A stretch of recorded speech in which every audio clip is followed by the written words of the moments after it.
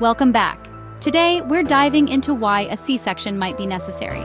For many expectant parents, the idea of a C-section can bring up questions and anxiety. Understanding the circumstances that might lead to a cesarean delivery can empower you to have informed discussions with your healthcare team. A C-section is a surgical procedure to deliver a baby through incisions in the abdomen and uterus. While many births proceed vaginally, there are specific medical reasons why a C-section becomes the recommended option. It's a significant medical intervention, and the decision is never taken lightly by doctors. They weigh all factors to ensure the best possible outcome. In this video, we'll break down 9 common reasons for a C-section. My aim is to provide clear, evidence-based information so you can feel more prepared and knowledgeable. Remember, every pregnancy and birth is unique. What's right for one person might not be right for another. Let's explore these reasons together and demystify the process. One common reason for a C-section is when labor isn't progressing as it should, known as labor dystocia. This means the cervix isn't dilating sufficiently, or the baby isn't descending through the birth canal as expected. Several factors can contribute to this, such as weak uterine contractions or the baby's position. Sometimes the baby might be too large for the mother's pelvis, or the pelvis might have a shape that impedes the baby's journey. Healthcare providers monitor labor progression through regular exams and assess contraction patterns. Prolonged labor can lead to maternal exhaustion, infection, and, in rare cases, uterine rupture. For the baby, it can increase the risk of fetal distress or infection. If interventions like medication don't resolve the issue, a C-section is often recommended. Labor dystocia is not a reflection of a mother's effort or ability. The decision for a C-section is made to prevent complications and ensure a safe delivery. It's about adapting to the situation with the best medical tools and knowledge. The human body is complex, and childbirth is a dynamic process with many variables. The goal is always a healthy mom and baby. Another critical reason for a C-section is when the baby is in distress. Fetal distress means the baby isn't coping well with labor and might not be receiving enough oxygen. During labor, the baby's heart rate is monitored to ensure they are tolerating contractions. Changes in heart rate patterns can indicate distress. Causes of fetal distress include umbilical cord compression, placental problems, or maternal conditions like high blood pressure. Initial interventions might include changing the mother's position, administering oxygen, or increasing IV fluids. If these measures don't resolve the issue, a C-section becomes the safest way to deliver the baby. The priority shifts to getting the baby out promptly to prevent complications. Fetal monitoring helps ensure a safe outcome. While it can lead to interventions like C-sections, its purpose is protective. The medical team balances risks and benefits.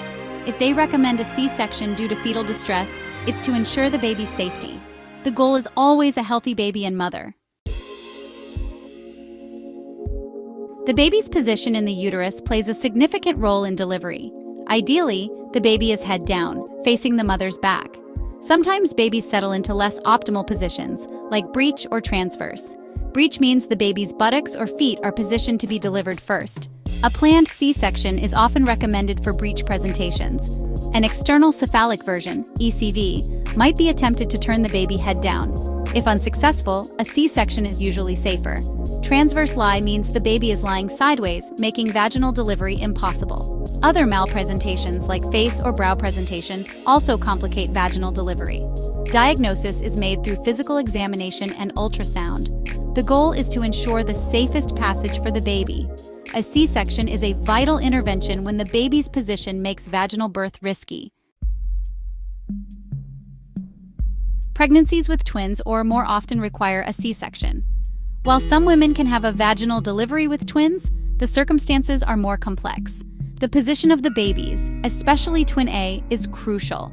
If twin A is head down, a vaginal delivery might be attempted. The position of twin B also matters. If twin B is not head down, intervention might be needed. The risk of complications is higher with multiple pregnancies. For triplets or more, a C-section is almost always recommended. A planned C-section allows for a controlled environment. Delivery is often planned earlier to reduce risks. Your obstetrician will discuss the safest mode of delivery with you. The goal is the best outcome for you and your babies. The placenta provides oxygen and nutrients to your baby. Normally, it attaches to the top or side of the uterus. Placenta previa is when the placenta covers the cervix. This makes vaginal delivery impossible without severe bleeding. Placenta previa is diagnosed during prenatal ultrasounds. If it persists into the third trimester, a C-section is scheduled. Placental abruption is another serious condition. This is when the placenta separates from the uterine wall. An emergency C-section is often required. Conditions like placenta accreta involve deep attachment to the uterine wall. A planned C-section followed by a hysterectomy might be necessary. The health of the placenta is critical for a safe delivery. Umbilical cord prolapse is a rare but serious emergency.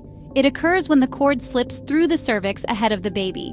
The cord can become compressed, cutting off blood flow. This can lead to fetal distress or even be fatal. Time is of the essence in managing a cord prolapse. Factors increasing risk include breech position and premature rupture of membranes. If a cord prolapse is diagnosed, the goal is to relieve pressure on the cord. The mother might be positioned to use gravity to help. Preparations for an emergency C-section happen simultaneously. The baby needs to be delivered quickly.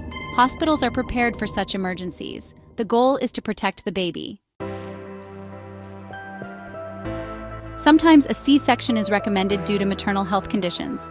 The physical stress of labor can exacerbate some medical problems. A planned C-section can mitigate these risks. Severe heart conditions might warrant a C-section. The cardiovascular strain of labor could be dangerous. Neurological conditions like brain aneurysms might also lead to a C-section. Severe respiratory conditions can compromise oxygenation. Active genital herpes lesions at delivery time require a C-section. Certain severe infections like uncontrolled HIV might also lead to a C-section. The decision is based on weighing risks and benefits. The goal is to ensure the safety of both mother and baby. Consult with your medical team for the best plan. A physical blockage in the birth canal can necessitate a C-section. Examples include large uterine fibroids or a severely narrowed pelvis. These are often identified before labor begins. Fibroids can obstruct the birth canal. A pre-existing condition like a pelvic anomaly might also require a C-section. Sometimes the blockage is related to the baby, like severe hydrocephalus. Ovarian tumors or cysts can also block the birth canal. Imaging like ultrasound or MRI helps assess obstructions. Attempting a vaginal birth with a blockage can lead to complications. A C-section is the clear and safe choice. The goal is to ensure a safe delivery for both mother and baby. Your doctor will plan the safest delivery method. A previous C-section is a common reason for a subsequent C-section. Many women can have a vaginal birth after a Caesarean, VBAC. The main concern with VBAC is the risk of uterine rupture. The type of incision from the previous C-section is critical. A low transverse incision has the lowest risk of rupture. Other factors include the reason for the first C-section and the number of previous C-sections. Some women choose an elective repeat C-section. This might be due to personal preference or to avoid VBAC risks. Other uterine surgeries like myomectomy can also increase rupture risk. The decision about VBAC or repeat C-section is personal. Consult with your obstetrician to make an informed choice. The goal is always safety for you and your baby. So, there you have it. 9 key reasons why a C-section might be necessary. These decisions are made with the health and safety of both mother and baby as the top priority. Understanding these reasons can demystify the process and empower you to have informed conversations with your healthcare providers. Every pregnancy is unique, and the path to bringing your baby into the world can take different turns. A C-section, when medically indicated, is a vital, often life-saving procedure. Maintain open communication with your doctor or midwife throughout your pregnancy. Ask questions, share your concerns, and work together to create a birth plan that feels right for you. Your healthcare team is there to support you every step of the way. Thanks for watching. If you found this video helpful, don't forget to like, comment, and subscribe. Stay healthy and see you next time. The goal is always a healthy mom and baby.